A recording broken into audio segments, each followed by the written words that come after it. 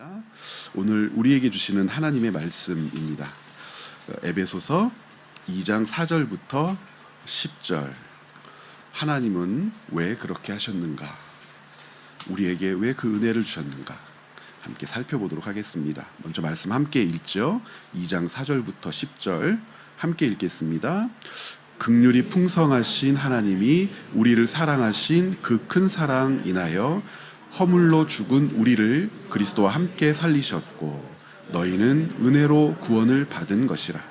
또 함께 일으키사 그리스도 예수 안에서 함께 하늘에 앉히시니 이는 그리스도 예수 안에서 우리에게 자비하심으로써 그 은혜의 지극히 풍성함을 오는 여러 세대에 나타내려 하심이라. 너희는 그 은혜에 의하여 믿음으로 말미암아 구원을 받았으니 이것은 너희에게서 난 것이 아니요 하나님의 선물이라. 행위에서 난 것이 아니니 이는 누구든지 자랑하지 못하게 함이라. 우리는 그가 만드신 바라 그리스도 예수 안에서 선한 일을 행하여 지으심을 받은 자니 이 일은 하나님이 전에 예비하사 우리로 그 가운데서 행하게 하려 하심이라. 아멘. 지난 시간까지 살펴본 내용을 다시 한번 되짚어 보면서 오늘의 주제에 우리가 좀 더 깊이 논의하기를 원합니다. 지난주에 우리가 살폈던 내용들, 지난 시간까지 살폈던 내용들, 여러분 기억을 한번 해보시죠. 2장 1절과 3절까지의 내용을 하나로 묶어서 여러 주 살펴보았고, 지금은 저희가 4절부터의 내용을 읽으면서 하나님께서 우리에게 베푸신 하나님의 역사가 무엇인지를 확인하고 있습니다. 1절부터 3절 그리고 4절부터 10절에는 대비가 이루어져 있죠. 어떤 대비가 이루어져 있냐면 무력한 인간에 대한 가르침이 전반부 1절부터 3절까지에는 기록이 되어 있었습니다. 무력한 인간, 여기서 무력하다, 아무 힘이 없고 어떤 능력도 없다라고 하는 이 무력이라고 하는 단어를 인간에게 쓸 때는 죄에 대하여입니다. 죄가 우리에게 미친 것이 사망이라고 하는 결과인데 그 죄에 대하여 죄로 말미암아 죽은 우리는 그 죄 문제에 대하여 그 어떤 것도 할 수 없는 존재다라고 하는 사실을 세 가지의 이야기를 통하여 우리에게 가르쳐 주었습니다. 죄는 우리를 죽음으로 몰아놓았다라고 하는 것, 그 죄로 말미암아 죽은 자가 속한 영역, 죄로 말미암아 죽은 자를 다스리는 존재에 대해서도 바울은 에베소서 2장 2절을 통해서 가르칩니다. 우리는 그 결과 세상 풍조를 좇아 살았다. 이 세상 풍조를 여러 가지로 설명드렸지만 결국 세상 풍조의 마지막 결론에는 무엇이 있었냐면 하나님의 진노의 심판이 우리를 기다리고 있었습니다. 세상 풍조에 그것을 좇아 살아간 사람의 결론입니다. 하나님의 심판은 우리가 죽었다라고 하는 사실을 확증하는 것인데 그 확증을 통하여 영원한 죽음으로 떨어지는 것이 인간을 기다리고 있는 인간 존재의 결론과도 같았습니다. 이 인간이 하나님께서 우리를 바라보실 때에 어떤 존재였는가를 다시 한번 바울은 상기시키면서 누구라고 우리를 스스로 인식해야 한다고 가르칩니까? 본질상 우리는 진노의 자녀였다. 그럽니다. 이것과 대비해서 하나님은 그러면 우리에게 어떤 분이신가? 우리가 구원을 받았다라고 하는데 도대체 하나님은 우리에게 그 구원을 왜 이루셨는가? 근본적으로 질문을 던질 수밖에 없겠지요. 본질상 진노인 자녀인 우리를 심판하는 데에 내버려 두지 않으시고 왜 우리를 구원하셨냐는 거예요. 왜 우리를 구원하실 수밖에 없었냐는 거예요. 거기에는 동기가 있겠죠. 그렇게 하실 수밖에 없는 동기. 다른 말로 이야기한다면 그렇게 하신 이유가 있겠죠. 바울은 감사하게도 에베소서를 우리에게 남겨주면서 하나님이 우리를 구원하신 그 동기에 대해서 가르쳐주고 싶어 해요. 그 이유에 대해서 말해주고 싶어 합니다.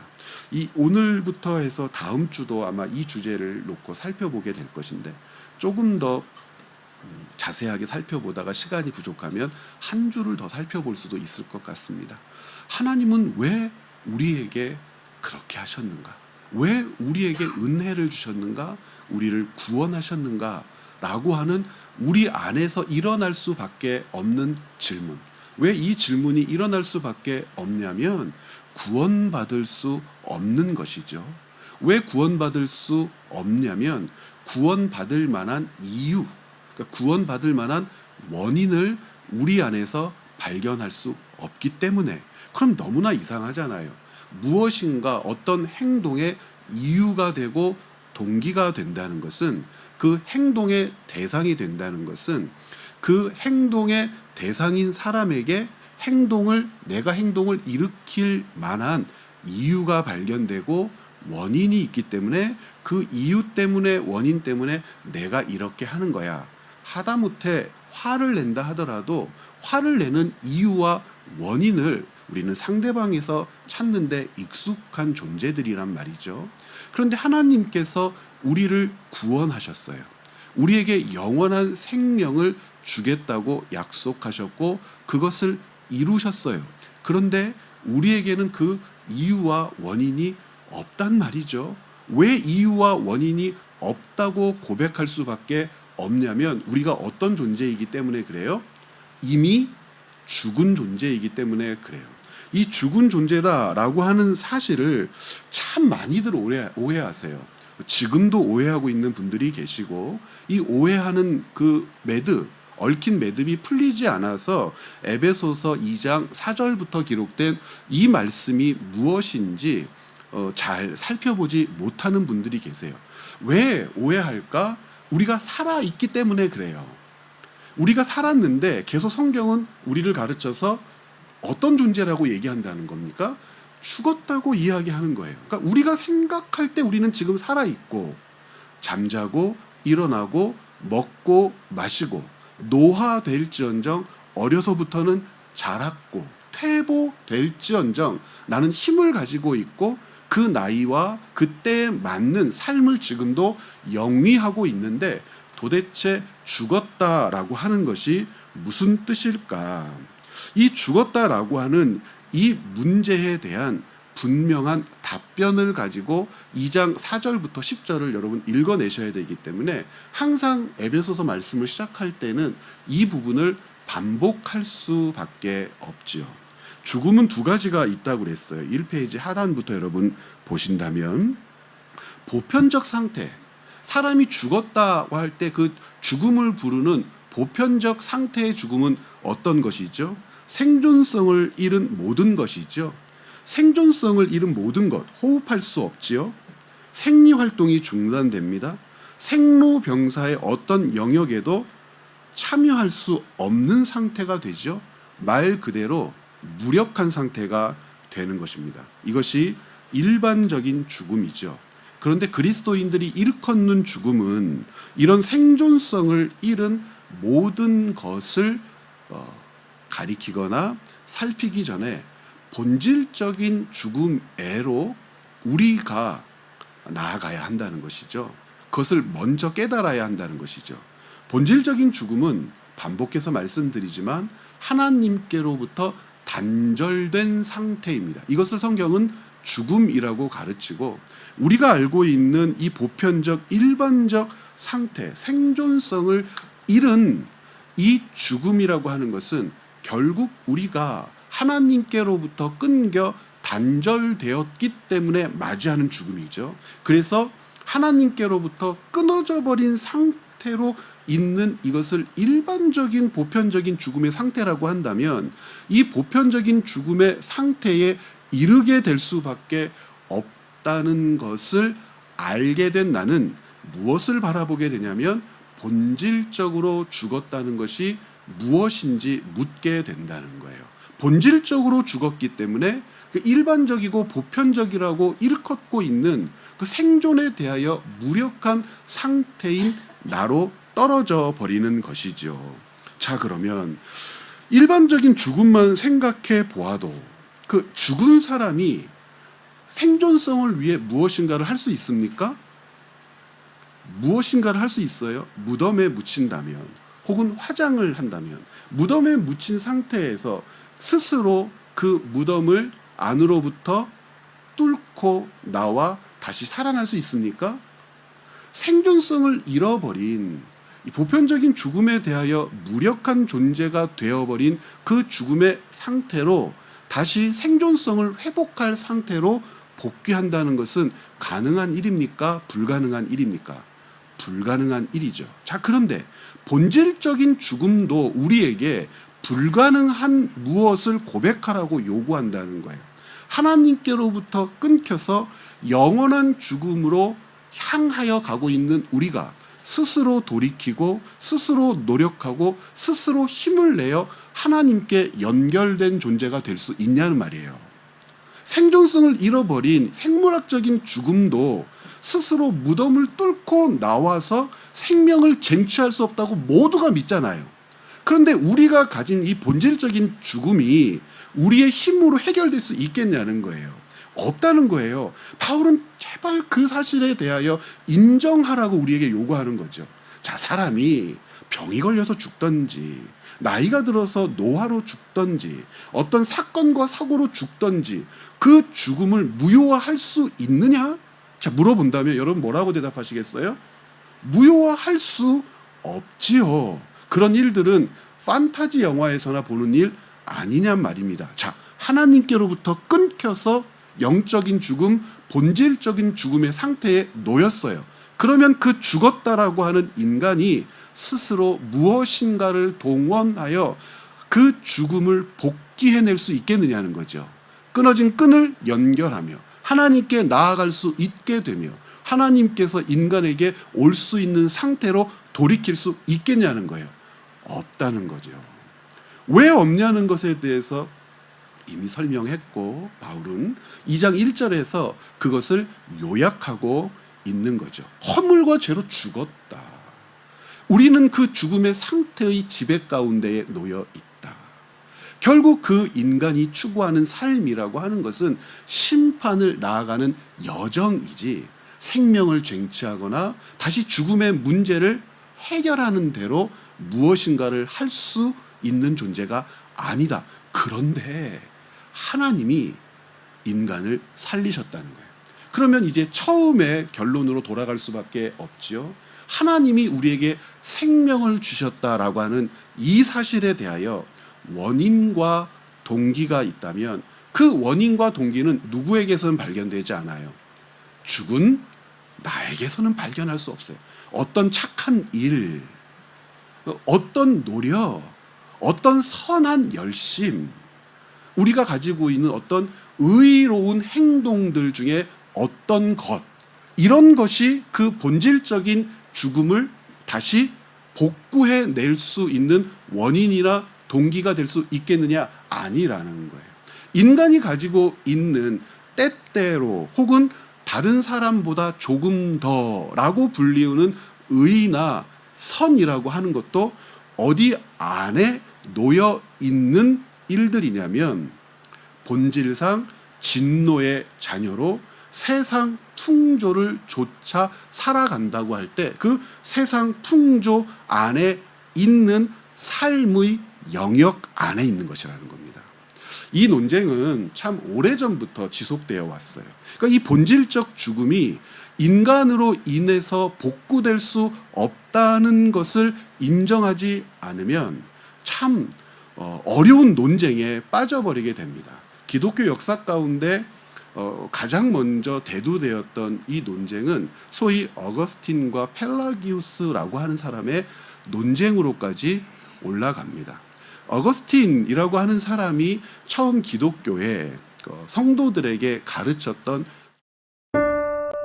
죄의 개념이라고 해요. 어거스틴으로부터 우리가 그 개념을 유산으로 받아서 지금도 사용하고 있는데, 지금은 원죄라고 부르지 말고, 원죄가 없다는 것이 아니라 이 원죄라고 하는 개념을 다르게 부르자라고 하는 논의들이 있습니다. 어떤 논의들이 있냐면 같이 한번 해보실까요? 원사론. 네, 혹시 들어보셨습니까? 목사인 저 같은 사람은 이제 이런 문제들에 예민해서 들어보는데 성도들은 들어보지 못했을 거예요. 원죄, 그러니까 원죄라고 하는 것이 이르게 된 결과가 무엇이냐에 더 초점을 맞추는 거죠. 그러니까 우리는 본래 죽었다. 그러니까 본래 죽은 존재다. 그래서 아담으로부터 그 원인, 시작을 찾을 때 원죄론이라고 하는 말도 되겠지만 원죄론은 단추의 처음이라면 원사론이라고 하는 것은 단추의 마지막이고 죽음의 문제를 이야기할 때 처음부터 끝까지를 다 설명할 때는 원죄와 원사를 함께 이야기해야 한다. 이런 논의입니다. 그런데 이 펠라기우스라고 하는 사람은 어떤 이야기들을 교회에 전하기 시작했냐면 아담의 죄는 아담에게만 머무는 것이지 아담이 지은 죄가 그의 후손들에게 계속해서 남겨진다거나 그의 후손들도 죄책을 가지고 태어난다는 것을 나는 인정할 수 없다 그래요. 그러면 이 논의가 어떻게까지 발전되고 교회를 오염시키냐면 칼빈이라고 하는 사람은 이 어거스틴이 이야기하는 원죄와 원사가 하나님의 은혜로 말미암아 죄와 저주에서 생명으로 나아가게 했다라고 이야기하거든요. 그런데 알미니우스 같은 사람은 이런 얘기를 합니다. 어떤 얘기를 하냐면 펠라기우스적인 논의로부터 시작해서 하나님이 인간을 구원하셨다고 할 때 그 원인과 동기의 대부분이 하나님께 있다 하더라도 인간이 하나님의 그 역사에 동참하려고 움직이지 않으면 하나님께서 일으키시는 그 역사에 곧 하나님이 부르신다거나 하나님께서 구원을 이루신다고 할 때 인간이 그 하나님의 손길에 협조하지 않으면 협력하지 않으면 어찌 이 일이 일어날 수 있는가라고 생각을 하게 돼요. 굉장히 매력적이고 달콤한 논의가 아닐 수 없습니다. 그렇구나. 하나님이 인간을 구원하시는데 하나님의 은혜로 구원받았다고 우리가 고백하지만 그 은혜에는 일정 부분 인간의 목, 인간의 수고, 인간의 지분이라고 하는 것이 있는 거야. 그래서 이 논의가 어떻게 사람들에게 정리되기 시작했냐면 이 알미니우스를 거치면서 소위 이렇게 정리됐어요. 신인협여 혹은 신인협동. 구원을 이루는 데는 하나님과 인간이, 그러니까 하나님께 80%가 있다 하더라도 인간이 20% 정도, 하나님께 95%가 있다 하더라도 인간이 그의 한 5% 정도라도 뭔가 공헌한 것이 있을 거야 라고 하는 생각으로 인간이 가지고 있는 이 상태를 정리해 보려고 애를 썼습니다. 왜 이런 어처구니 없는 논쟁이 유발할 수밖에 없냐면 본질적으로 죽었다는 것을 인정하지 않기 때문에 그래요. 오죽하면 제가 이 두 죽음에 대하여 예민하게 여러분 구별을 해보시자고 자꾸 요청드리는 거잖아요. 사람이 생물학적으로 죽어도 살릴 수가 없어요. 스스로의 힘으로는. 어떻게 할 수가 없어요. 영적인 죽음을 생물학적인 죽음과 비교할 때 영적인 죽음은 생물학적인 죽음보다 더 비참한 상태인 거예요. 본질적인 죽음이라고 부르는 이유가 여기에 있는 거예요. 이 본질적인 죽음이 없었다면 생물학적인 죽음이 없을 만큼 이 본질적인 죽음은 죽음의 뿌리요. 죽음을 확인하게 하는 모든 것의 근원이란 말이에요. 그런데 이 본질적으로 죽은 이가 이 본질적인 죽음의 문제를 해결할 수 있어요? 육체적으로 생물학적으로 죽은 자가 생물학적으로 자기를 살릴 수 없다고는 얘기하는데 본질적으로 죽은 자가 본질적인 죽음을 해결할 수 있다고 자꾸 얘기를 해요. 이 펠라기우스는 그래서 이단인데 알미니우스적인 생각을 가지고 있는 사람까지는 우리가 이단이라고 하지는 않아요. 교파 중에 그런 교파들이 우리와 함께 있기 때문에. 그런데 우리는 동의하지 않습니다. 동의할 수도 없어요. 왜 그러냐면 성경에 이와 같은 일들을 지지하거나 이렇게 생각해도 괜찮다고 우리에게 말한다면 고민을 하겠는데 에베소서 이 4장부터 10절의 말씀은 이 본질적인 죽음의 문제가 해결됨에 있어서 인간에게서는 무엇을 찾을 수 없다고 그래요? 동기라든지. 하다못해 동기도 인간에게서 찾을 수가 없어요. 원인도 인간에게서 찾을 수 없어요. 원인과 동기 모두 누구에게 있다고 고백하도록 바울이 요청하고 있어요? 하나님께 있다고 요청합니다. 그러면 그 원인과 동기를 어떻게 찾아볼까? 바울은 네 가지 개념을 우리에게 말하면서 설명하려고 애를 씁니다. 우리 2페이지로 한번 넘어가 보시겠습니까?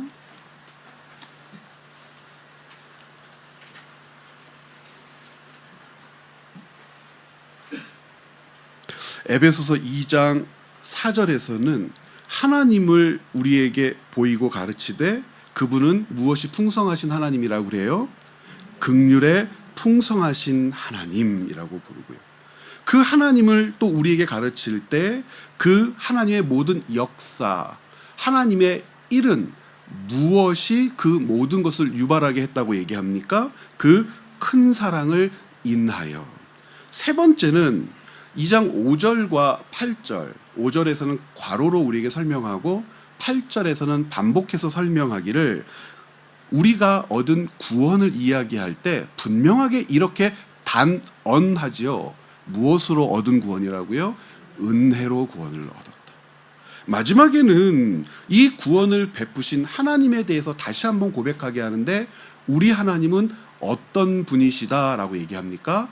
자비하신 분이시다라고 얘기합니다.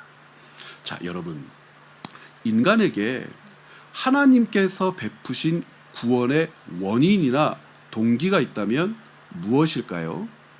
원인이나 동기가 있다면 무엇입니까? 라고 대답하면 한결같아요. 하나님께서 인간을 어떤 존재로 창조하셨다고 우리 믿습니까? 인격적인 존재로 창조하셨다고 합니다. 그러면서 그 인격적인 존재의 부분 중에 인간에게 선한 동기가 있을 수밖에 없는 것이 하나님의 형상으로 지음받은 인간은 죄로부터 벗어나기 위한 의지가 있지 않겠냐라는 것이 많은 사람들의 이야기들을 하나로 묶어 결론으로 이야기할 때 발견되어지는 내용이거든요. 선한 것을 동원하기 위한 의지가 있지 않겠느냐. 선한 것을 동원하기 위한 의지, 착한 일이라고도 할 수 있겠죠. 그런데 전제가 있어요. 그것이 어디에 갇혀 있는가? 어디에 놓여 있는가?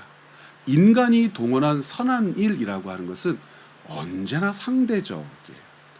우리가 예배 시간을 통해서 성경을 살펴볼 때에 가끔 확인하는 것이 있죠. 어떤 것들을 확인할 때가 있습니까? 사람이 행한 어떤 일은 그것을 진리라고 부르기 모호한 것이 시대를 따라 변하고 관계 안에서 변하고 상황 가운데서 변해요. 인간이 만들어 놓은 윤리는 대부분 상황윤리예요.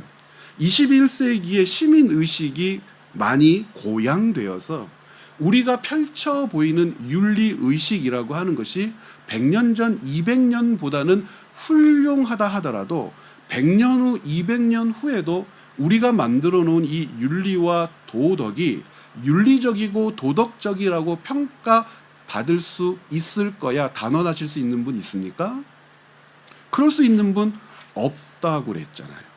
하다못해 우리가 만들어 놓은 제도마저도 인간은 스스로 허물어요. 그리고 새로운 것을 세웁니다. 그리고 허물고 새로운 것을 세우면서 정치건 문화건 문학이건 상황을 반영한 삶의 세태들을 우리에게 보여주는 것이 사실이거든요. 그것은 인간이 어디 안에 갇혀 있기 때문입니까? 세상 풍조 안에 갇혀 있기 때문이에요. 이것을 인정하지 않는단 말이에요. 성경은 하나님께서 우리에게 펼쳐 보이신 구원을 설명하기 위해서 그래서 이 네 가지를 먼저 우리에게 가르치는 거예요. 긍휼이라고 하는 개념, 사랑이라고 하는 개념, 은혜라고 하는 개념, 자비라고 하는 개념. 오늘 많이 살펴보면 세 번째까지를 살펴볼 텐데, 여러분, 긍휼이라고 하는 것이 왜 동기이며 이유가 될 수 있는지 지난 시간에도 조금 살펴보았지만 오늘도 다시 한번 정리해 봤으면 좋겠습니다. 지난 시간에 고백했던 것 2페이지의 2줄부터 우리 같이 한번 읽어볼까요? 하나님의 긍휼은 죄로부터 해방될 수 없는 인간을 포기하지 않는 하나님의 마음이다. 또 하나님의 긍휼은 죄가 가져온 관계의 파국에도 불구하고 인간을 향한 생명의 길을 뚫어내신 하나님의 헌신이다. 그리고 하나님의 긍휼은 인간의 죽음을 끌어안아 자기의 죽음으로 대신한 하나님의 공의이다. 그래서 하나님의 긍휼을, 하나님의 사랑을 빚어낼 수 있는 유일한 재료라고 하는 것이다 라고 했습니다. 여러분, 오늘은 여기에 하나를 더 설명하고 싶습니다. 하나님의 긍휼은 구원에 대하여 무력한 존재인 인간을 외면하지 않고 찾고 그 인간에게 향한 눈을 거두지 않게 하는 하나님의 본성입니다. 하나님의 본성. 우리 하나님은 어떤 하나님이신가? 바울은 그 첫 번째로 긍휼에 풍성하신 하나님이라. 하나님이 긍휼하신 하나님이 아니었다면 하나님은 우리를 향하여 가지고 계신 그 얼굴을 돌려 우리를 보지 않으셨을 거예요. 우리에게서 진동하는 그 죄의 냄새, 악의 기질, 하나님이 아니라 사단을 쫓아 살면서 그것이 옳다고 주장하는 인간의 고집. 마치 아내가 남편을 버리고 외도하면서도 뻔뻔하게 자기가 잘못이 없다고 주장하는 것인 양. 그러한 인간을 향하여 얼굴을 돌리지 않게 하는 것. 그 인간을 바라보시며 어디로 가는지, 무엇을 하는지, 밥은 먹는지, 잠은 자는지 염려하며 근심하며 끝까지 추적하게 하는 이유. 하나님은 긍휼이 풍성하신 하나님이시기 때문에 그렇습니다. 이 하나님의 마음을 우리는 호세아서를 통해서 반복해서 확인한다고 그랬어요. 하나님이 어떤 마음을 가지고 이스라엘 백성들을 바라보고 계시는지 남편인 호세아와 고멜의 관계를 통하여서도 보여주시고, 그래도 이해하지 못하니까 11장 8절과 9절에서 아예 이렇게 말씀을 하십니다. 에브라임이여, 내가 어찌 너를 놓겠느냐? 이스라엘이여, 내가 어찌 너를 버리겠느냐? 내가 어찌 너를 아드마같이 놓겠느냐? 어찌 너를 스보임같이 두겠느냐? 이 아드마와 스보임은 신명기 29장 23절에 보면 소돔, 고모라와 함께 멸망했던 도시들의 이름입니다. 그때 5개 도시가 함께 매몰되고 멸망됐는데 소돔과 고모라와 함께 멸망했던 도시예요. 내 마음이 내 속에서 돌이켜 나의 긍휼이 온전히 불붙듯 하도다. 내가 나의 맹렬한 진노를 나타내지 아니하며 내가 다시는 에브라임을 멸하지 아니하리니 이는 내가 하나님이요 사람이 아님이라. 너 가운데 있는 거룩한 이니 진노함으로 내게 임하지 아니하리라. 진노를 거두시고 불쌍히 여기시며 생명을 주기 원하시는 모든 이유, 모든 원인이 호세아서 11장 8절과 9절 말씀을 의지해서 살펴보았더니 하나님이 어떤 분이시기 때문에 그래요? 긍휼하신 하나님이시라는 거예요.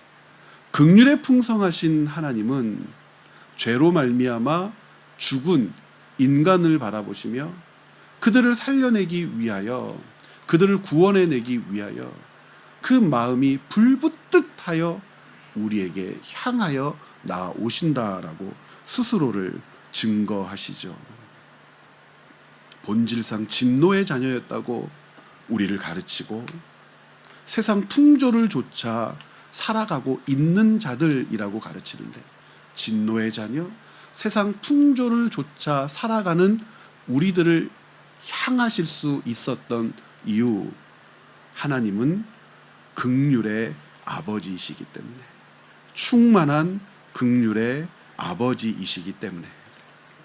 누가복음 1장 77절 79절이 있는 단락은 사가랴라고 하는 사람이 내어놓은 예언이라고 하는 겁니다. 사가랴에게 하나님께서 아들을 주시죠. 요한이라고 하는 아들을 주십니다. 후에는 그를 사람들이 세례자 요한이라고 부르게 되죠. 세례자 요한을 주신 뜻을, 그리고 세례자 요한으로 하실 일을 사가랴인 이 아버지를 통하여 하나님은 사람들에게 가르치시는데, 그 대목 중에 77절, 79절에 이런 기록이 있어요. 주의 백성에게 그 죄사함으로 말미암는 구원을 알게 하리니. 이 세례자 요한이 할 일이에요. 이는 우리 하나님의 무엇으로 인함이라고 그래요? 긍휼로 인함이라 그래요. 구원이 무엇인지도 모르고 관심도 없어요. 세상 풍조라고 하는 그릇에 담겨서 잘난 양, 무엇인가를 이룰 수 있는 양 살아가다가 결국 인간의 마지막이라고 하는 것이 어떻게 끝맺게 되죠? 여러분, 제가 베드로전서 1장이나 베드로후서 1장을 꼼꼼하게 살펴보라고 말씀드리잖아요. 인간의 결국이 어떻게 끝나요? 1번, 쇠하여질 것이다. 인간은 더러운 존재로 마무리되게 될 것이다. 그리고 썩을 것이다. 이게 인간에게 남겨진 마지막 모습이에요. 인간은 쇠한다, 더러워진다, 그리고 썩는다.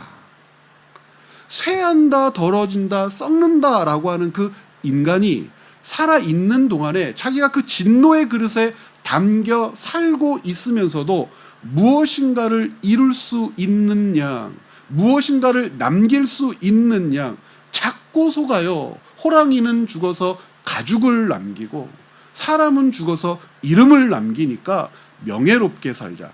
훌륭하죠. 진노의 세상 안에서 추구할 수 있는 최고의 가치는 그 정도일 것 같습니다. 그러나 성경은 한 가지를 더 우리에게 보게 하지요. 무엇을 보게 합니까?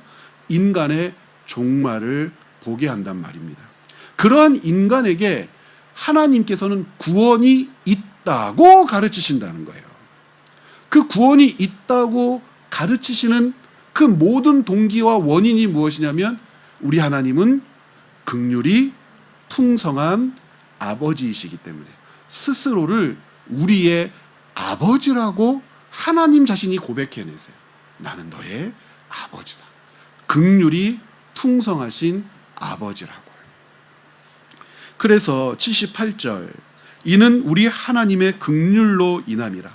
이로써 돋는 해가 위로부터 우리에게 임하여 어둠과 죽음의 그늘에 앉은 자에게 비치고 우리 발을 평강의 길로 인도하시리로다. 그렇습니다. 태양은 우리에게 비치는 것이지, 우리가 태양을 끌어와 우리에게 비추도록 할 수 없단 말이에요. 구원은 하나님께로부터 시작되어 우리를 비추는 것이지, 우리가 그 빛을 끌어당기는 것이 아니란 말입니다. 두 번째 원인과 동기에 대하여 사랑이라고 하는 것을 이야기합니다. 사랑은 은혜라고 하는 것과 함께 살펴보아야 하는데, 마치 이런 것입니다. 사람은 하나님의 사랑을 은혜를 통하여 봅니다. 은혜는 사랑을 보여주는 것이고, 사랑은 은혜가 있음을 알려주는 것입니다. 이게 좀 독특하죠. 왜 제가 이렇게 말씀드리냐면, 하나님의 사랑이 없으면 은혜가 있다는 것을 우리는 깨닫지 못하고요, 은혜를 통하여 우리는 하나님의 사랑은 이런 것이구나 하고 보게 된단 말입니다. 이게 적절한 예는 아닌데요. 바나나를 여러분 처음에 언제 드셔보셨어요? 제가 이제 50대 이제 중반을 향하여 가는 나이 아니겠습니까? 바나나를 몇 살 때 드셔보셨어요? 10살 이하 때 드셔보신 분 계세요? 좀 잘 사는지, 좀 괜찮은지. 제가 초등학교 가기 전이었습니다. 저는 그때 바나나를 먹어봤어요. 아버지가 고스톱을 쳐가지고 바나나 한 다발을 따가지고 오셨어요. 직장에서 친구들하고 고스톱을 치시는데 그때 고스톱의 선물이 바나나 한 다발이었습니다. 근데 그 전까지 바나나가 있다는 것은 저도 알았어요. 그림책에서도 봤고 어떤 게 바나나인지도 알았고요.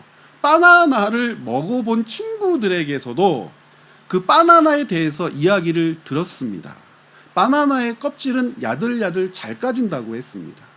그 안에 있는 바나나를 입에 넣으면 이 과일은 신비해서 침과 함께 녹는다고 얘기했습니다. 과일 중에 그렇게 녹는 과일이 어딨어? 제가 우기지 않았겠습니까?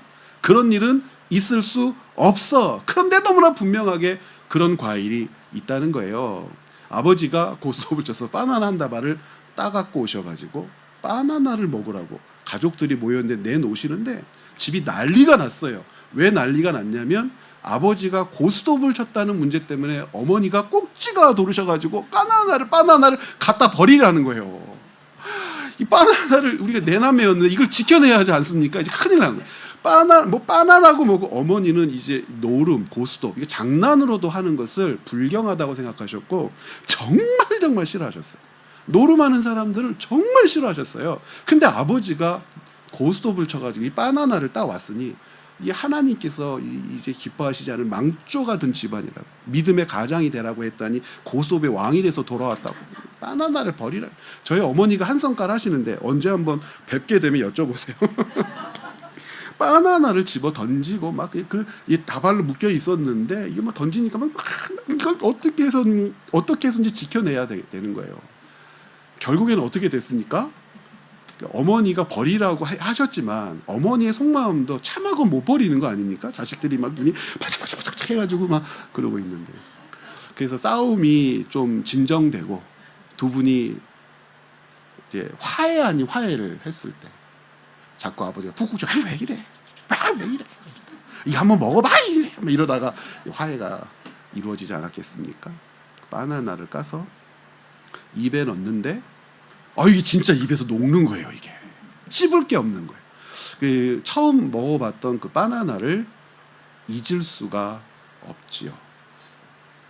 저는 성경을 읽으면서 하나님의 사랑 어렸을 때 바나나가 있다고 분명히 있다고 제가 확신했던 그리고 제가 알았던 제 안에서의 인식과 그리고 가르침이라고 생각합니다. 저를 가르치고 바나나가 있는 거예요. 근데 그 바나나를 까서 먹어본 적은 없죠.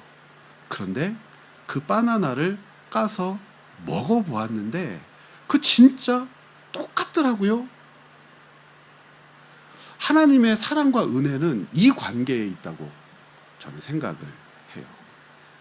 사랑은 은혜가 있다는 것을 우리에게 가르쳐 주는 것이고 우리는 하나님께로부터 받은 은혜를 누리며 하나님의 사랑이 무엇인지를 알게 합니다. 이것은 마치 무엇과 같냐면 3페이지 아랫단에 보시면요. 사랑은 긍휼로 빚어진 그릇이라고 했는데 제가 왜 이런 표현을 썼는지 여러분 혹시 아세요? 오늘 그 이유를 이렇게 몇 줄로 써놓았어요. 하나님의 사랑은 마치 무엇과 같냐면 하나님의 진노 아래 있었던 인간을 방주로 옮기시는 것과 같다고 생각했습니다. 무슨 뜻이냐면 사랑을 그릇이라고 말하는 이유는 사랑이라는 그릇에 담기지 않고는 하나님의 진노를 견뎌낼 죄인이 없지요. 하나님은 사랑이라고 하는 그릇을 우리에게 예비해 주심으로 하나님의 진노로 죽지 않도록 영원한 사망에 떨어지지 않도록 우리를 보호하셨어요. 마치 노아 시대의 노아와 그의 가족을 씻고 홍수를 견뎌낸 방주와 같다고 생각을 합니다. 하나님의 진노가 심판이 되어 온 세상이, 을이 아니고 오타입니다, 온 세상이 물로 뒤덮였을 때도 방주는 노아와 그의 가족이 묻힐 만날 때까지 그들을 씻고 항해하며 홍수를 견뎌내게 하죠. 하나님의 사랑만이 죄에 대한 하나님의 진노에서 우리를 살린다는 것을 보여주죠. 그러면 은혜는 사랑의 다른 이름이에요. 왜 사랑의 다른 이름이냐면, 사랑이 진노의 홍수와 파도를 견디게 하는 방주와 같다면, 은혜는 그 방주에 승선할 수 있는 유일한 방법이라고 말씀하셨기 때문에, 하나님은 방주 승선의 대가로 사람이 만들어낸 어떤 것도 요구하지 않으셨어요. 사람이 만들어낸 모든 것은 어디 안에 들어있는 것입니까? 진노의 그릇 안에 들어있는 진노의 대상이었기 때문에 그렇습니다. 진노의 그릇 안에서 만들어낸 그 어떤 것도 하나님의 사랑에 들어갈 수 있는 대가로 지불될 수 없었어요.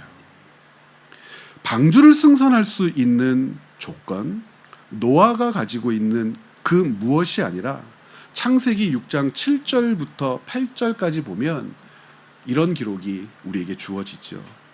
내가 창조한 사람을 지면에서 쓸어버릴 것이다. 사람으로부터 가축과 기는 것과 공중의 새까지 그리하리니 이는 내가 그것들을 지었음을 한탄함이니라. 그러나 노아는 여호와께 은혜를 입었더라. 우리 영어 성경으로 읽자고 부탁드렸었잖아요. 노아는 보았더라. 노아는 발견했더라. 노아는 찾았더라. 하나님의 눈에서 은혜를. 진노 중에 계셨는데, 그리고 사람은 그 진노의 그릇 안에 담겼는데, 그 사람을 진노에서 끌어내어 생명으로 옮기게 된 것, 생명으로 옮기기 위하여 노아가 지불한 것은 없어요. 노아는 보았고 알았고 찾은 것밖에 없어요. 분명히 진노하시는 그 하나님이셨는데 노아는 하나님의 눈에서 은혜를 찾았어요. 사랑이라고 하는 그릇에 들어갈 수 있는 유일한 방법, 그 값, 지불할 수 있는 그 어떤 것도 인간에게 없지만 하나님은 그 인간을 진노의 그릇에서 사랑의 그릇으로 옮겨 주셨는데, 인간이 무엇을 보면 됩니까? 하나님의 진노 가운데에서 하나님의 은혜가 있다는 것을 보게 되면 되는 겁니다. 마치 이 은혜는 조금 전에 말씀드렸던 것처럼 빛과 같아서 우리에게 비추어져 그 은혜의 빛이 비추고 있음을 외면할 수도 없고 거절할 수도 없고 모른 척 할 수도 없도록 역사하십니다. 그 은혜의 빛을 거절하고 보지 못하고 은혜로 사랑의 그릇으로 옮겨가지 못하는 것은 하나님이 은혜의 빛과 은혜가 있음을 보여주시지 않아서가 아니요, 그 은혜가 진노의 그릇에서 사랑의 그릇으로 옮겨갈 수 있는 유일한 방식, 방법이라고 하는 것을 인간이 믿지 않기 때문입니다. 창세기 6장 8절에 있는 것처럼, 그러나 노아는 여호와께 은혜를 입은 것처럼 저와 여러분이 진노의 그릇에서 사랑의 그릇으로 옮겨질 수 있었던 것은 우리에게 비추어 주신 그 빛, 그 구원의 빛만이 우리가 사랑의 그릇에 옮겨 탈 수 있는 값이라고 하는 사실을 신뢰했기 때문입니다. 이 사실이, 이 과정이 우리에게서 난 것이 아님을 바울은 또 어떻게 우리에게 가르치죠? 우리 안에서 주님의 사랑과 은혜가 역사하여 그것을 바라보게 했다고 이야기하죠. 여러분, 21세기 최고의 반전 영화, 전쟁에 반대한다는 것이 아니라 앞과 뒤가 확 뒤집어지는 그 유명한 영화 혹시 아세요? 식스센스. 누구든지 식스센스라고 하죠. 전 식스센스 보면서 진짜 막 소름이 돋았어요. 그 결론에 다다르면서. 누구든지 그러거든요. 그 인간 중에 최고의 반역자는 여럿이 있다고 하는데 어떤 반역자를 일컫느냐면 로마 황제를 시해했던 여러 장군들의 이름도 되지만 그 반열에 식스센스라고 하는 영화의 결론을 이야기한 사람. 그는 친구로서 자격이 없다. 이런 말도 있어요. 식스센스의 주인공이 브루스 윌리스라고 하는 사람이잖아요. 브루스 윌리스가 어느 날 큰 충격을 받아요. 누구 때문에 충격을 받냐면 아내 때문에. 도무지 이 아내를 이해 못하겠는 거예요. 아내가 어느 날부터 말도 안 해요. 아는 척도 안 해요. 쳐다도 안 봐요. 열심히 일하고 와서 집에 들어와도 수고했다는 말 한마디를 남기지 않아요.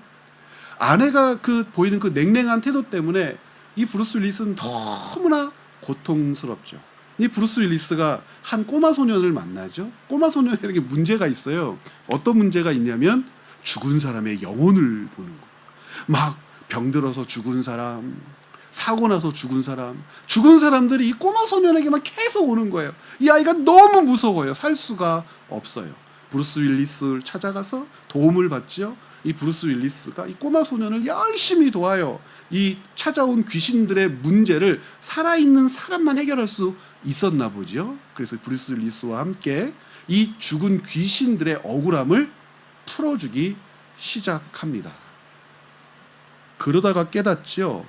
무엇을 깨달아요? 여기 반전이 있는 거죠. 이 꼬마 아이가 브루스 윌리스와 대화하고 브루스 윌리스의 이야기를 듣고 브루스 윌리스를 볼 수 있었던 이유는 뭐냐면 브루스 윌리스가 사고로 죽었기 때문이에요.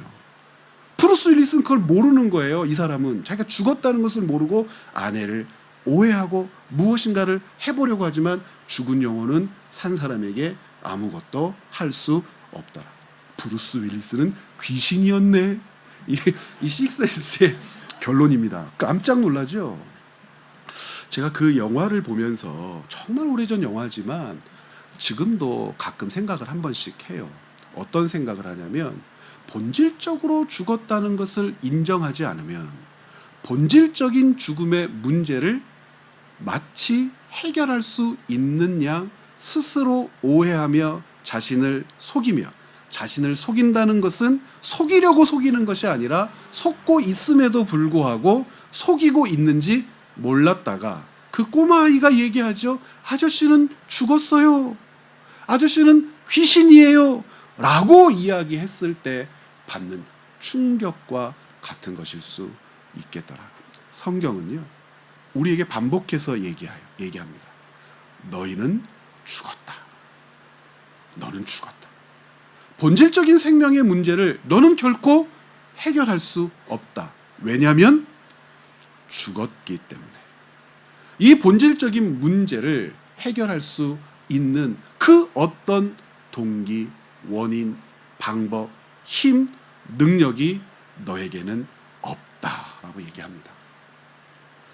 에베소서가 이야기하는 이 죽음의 문제를 붙들어 내시기를 우리 채움과 비움의 교회 성도들에게 간곡히 부탁드립니다.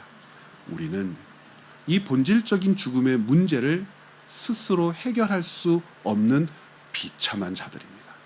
그러나 이 비참한 자들에게 하나님이 찾아오셨다는 것, 하나님이 우리를 위하여 일하신다는 것, 우리에게 그 원인과 동기가 있는 것이 아니라 하나님께 원인과 동기가 있고, 성경은 그 원인을 하나님의 긍휼이라고 얘기하고 하나님의 사랑이라고 얘기하고 하나님의 은혜라고 얘기하고 그 하나님이 우리에게 어떤 마음을 거두지 않으시기 때문이라고 얘기하냐면 자비의 마음을 거두지 않으시기 때문에 우리를 향하여 내미신 구원의 손을 구원이 완성될 때까지 결코 어떻게 하지 않으실 겁니까?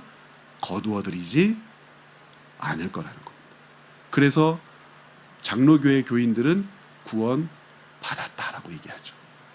하나님의 긍휼과 사랑과 은혜와 자비를 의지한 믿음의 고백입니다. 다음 주에 이 자비와 관련되어서 이 부분을 한번 정리하고 하나님은 왜 그렇게 하셨는가라고 하는 두 번째 그 이유까지도 살펴볼 수 있으면 함께 살펴보는 시간을 갖도록 하겠습니다. 여러분 장로교회 교인 된 것을 기뻐해 주시기를 부탁드립니다. 함께 기도하겠습니다.